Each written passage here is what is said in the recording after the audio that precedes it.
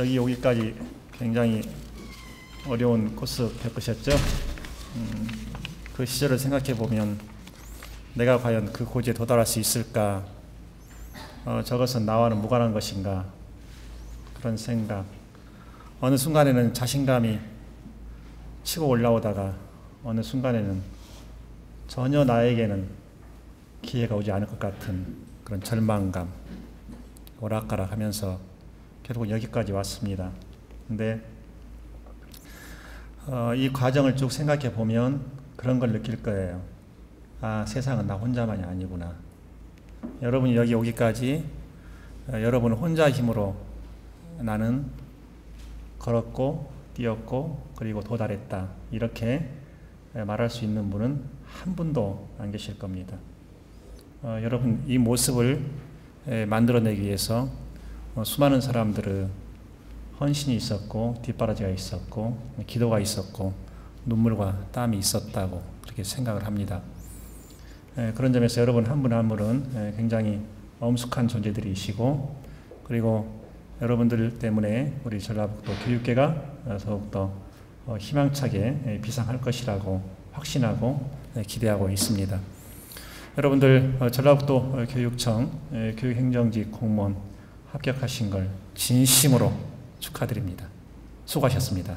정말 지금 전라북도 교육청은요 교육행정직도 자꾸 외국에 내보내려고 합니다. 자꾸 지금 나가고 있어요. 왜냐하면 교원직과 교육행정직이 있지만 이것이 별개의 것이 아니고 항상 연결이 돼 있어요. 교육감이나 교육행정직은 교사학습을 지원하는 업무잖아요. 그런데 알아야지 몰라잖아요. 그래서 지금 제가 교육감에 취임한 이후로 교육행정직도 계속해서 외국에 나가거든요. 그래서 거기에 반드시 학교 방문 수업 참관 집어넣으라고 해요.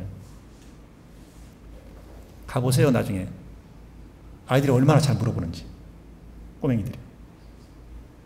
우리는 그걸 못하잖아요. 그죠? 의문이 있으면 물어본다요. 의문이 있으면. 물어보면 선생님은 답변할 의무가 있다고 말해요. 그래서 그런 식으로 만들어 가야 되는 거예요. 여러분 교육행정직으로서 지금 근무를 하고 있는데 이거 인격적으로 인권의 관점에서 볼 때 너무나 부당하게 당하고 있어. 너무나 위법하게 당하고 있어. 말을 못한다? 말을 할 수 있어야죠. 그래서 뭐가 있습니까? 노조가 있는 거예요. 노조는 헌법에서 보장을 해요. 법률에서도 보장을 하고 있고. 이렇게 우리 인권에 해당하는 것은 자꾸 폭을 넓혀줘야 된단 말이에요. 교훈은 어떻습니까? 여러분 그 세상을 살아가면서 쭉 보면 이게 아니야 이게 아니야 라고 그렇게 판단이 설 때가 많이 있을 거예요. 그럼 어떻게 해야 됩니까? 그런 판단이 있어. 그런 판단이 있을 때는 그게 아닙니다 라고 말할 수 있어야 돼. 그렇죠? 노라고 말할 수가 있어야 돼. 그러니까 어느 나라든지 그 정권이 정통성이 강하고 자신감이 있을수록 이걸 해요. 국민의 눈을 열어주고 귀를 열어주고 입을 열어줘요. 그렇죠? 보게 해. 보게 해. 보고 다 보라 이거야. 그리고 듣게 해. 보게 하는 거 듣게 하는 게 뭡니까? 이게 바로 언론 출판의 자료에 들어가는 거. 그렇죠? 보게 알 권리 아시 right to know. 알 권리. 그래서 말하게 한단 말이에요. 이게 뭐예요? 의사표현의 자유. 우리 그 전라북도에서 지금 역점적으로 추진하고 있는 사업이 혁신학교라고 하는 겁니다. 들어보셨죠? 네, 혁신학교예요. 혁신학교는 기존의 학교 틀을 많이 벗어납니다. 그리고 혁신학교만 학교 혁신하는 것이 아니고 전라북도에 있는 모든 학교들이 지금 혁신을 하고 있어요. 그래서 혁신학교를 가리켜서 어떤 표현을 쓰냐면 학교 혁신은 버터플라이 이펙트다. 나비 효과가 여기서 일어나는 거다. 이 나비 효과가 실제로 일어나고 있냐? 지금 전라북도 관내 초등학교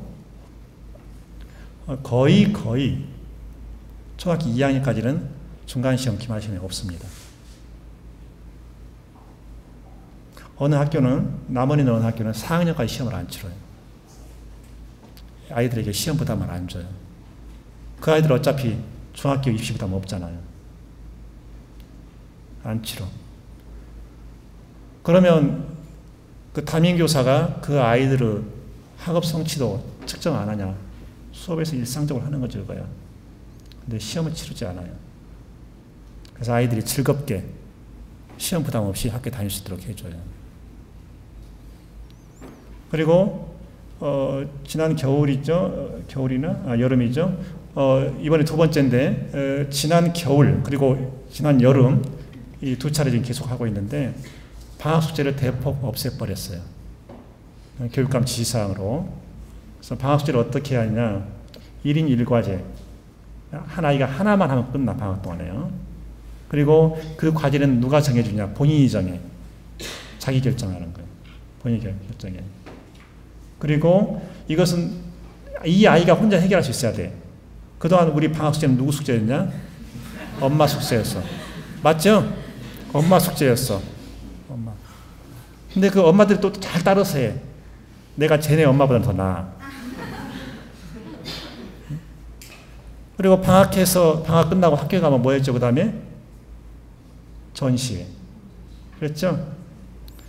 그래서 본인이 풀 수 있는 문제만, 과제만 낸다. 그리고 절대 비교평가하지 않는다. 그래서 지금은 이제 과제물 게시가 없어졌어요.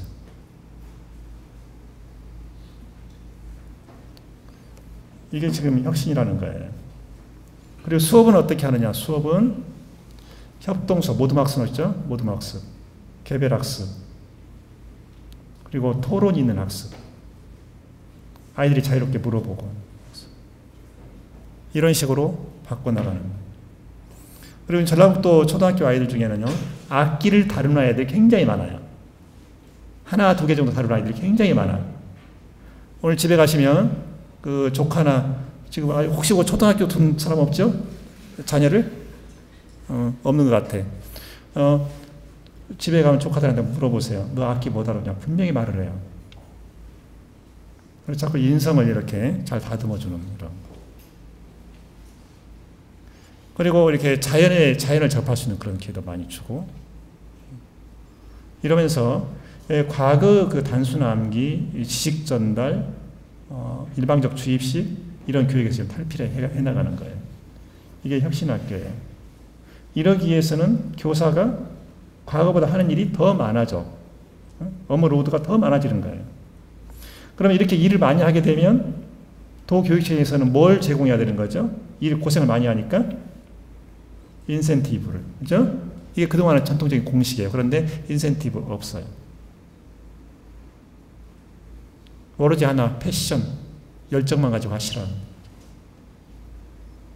교육자가 뭐 대가를 바라고 보상을 바라고 일을 할 때는 그것은 벌써 자기 열정을 다 바칠 수 없다. 그런 판단 때문에. 그래서 아무런 인센티브도 없어요. 그냥 하는 거예요. 그 다음에 또 하나 핵심 사업은요. 농산어촌 작고 아름다운 학교. 이거 만드는 작업을 하고 있어요. 지금 전라북도에 농산어촌 학교가 굉장히 많습니다. 지난번에 교과부가 초중등교육법 시행령 개정 작업을 했어요. 그것에 따르면 초등학교와 중학교는요. 한 클래스에 20명 이상 학생. 그리고 초등학교에 6학급 이상. 그러면 아무리 작아도 초등학교 하나에 몇 명이죠? 20명에 6학년이니까 120명이죠. 고등학교는 9학급 이상. 그걸 기준으로 놓고 보니까 전라북도 학교 중에서 46%가 사라져요. 그대로 하면 여러분들 들어오지도 못하는 거예요. 그래서 그걸 가장 강하게 저항한 것이 전라북도예요. 전라북도 교육청에서 가장 강하게 문제제기를 했어요. 그래서 교과부가 그걸 다시 접었어요. 작년이죠. 재작년에 전주시 교육지원청, 이름이 교육지원청입니다. 교육지원청인데 거기에서 초등학생들을 중학교로 배정할 때 그 작업을 하는데요. 그 작업 후유증이 어마어마하게 컸어요. 어마어마하게. 학부모들 와서 데모하고 계속해서 내 아이가 왜 여기로 배정됐느냐, 바꿔달라 막 하고 했어요.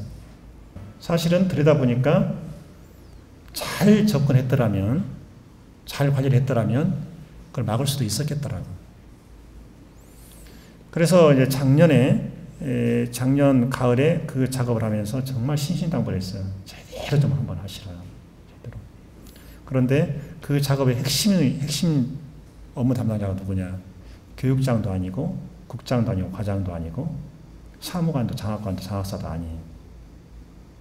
6급, 7급 주무관 두 사람. 이 두 사람이 그 작업을 했어요. 그래서 작년에 작업했는데 작업한 결과는 1% 오류도 안 났어요. 6급, 7급 교육 경력이 두 사람이. 여성 공무원. 우리가 존재하는 이유가 있어요. 그걸 잘 생각해 보세요. 물론 먹고 살아야죠. 먹고 살아야죠. 내가 아무리 능력이 좋고 많은 지식을 가지고 있어도 먹고 살 일터가 없으면 그게 무슨 소용이 있냐고. 그런데 일단 이제 일터에 들어왔어요. 그것도 그 어렵다는, 대한민국에서 그 어렵다는 정규직으로 공직에 발을 들여 놓으셨어요. 그러면 이제 앞으로는 어떻게 할 거냐는 거예요. 우리 머릿속에서요, 전라북도에서 자라고 있는 아이들이 한시라도 떠나서는 안 됩니다. 우리들은 아이들의 삶을 위해서 존재를 해요. 그러니까 동의하시죠? 아이들의 삶을 위해서. 여러분들 불과 몇 년이면 바로 학부모 되거든요.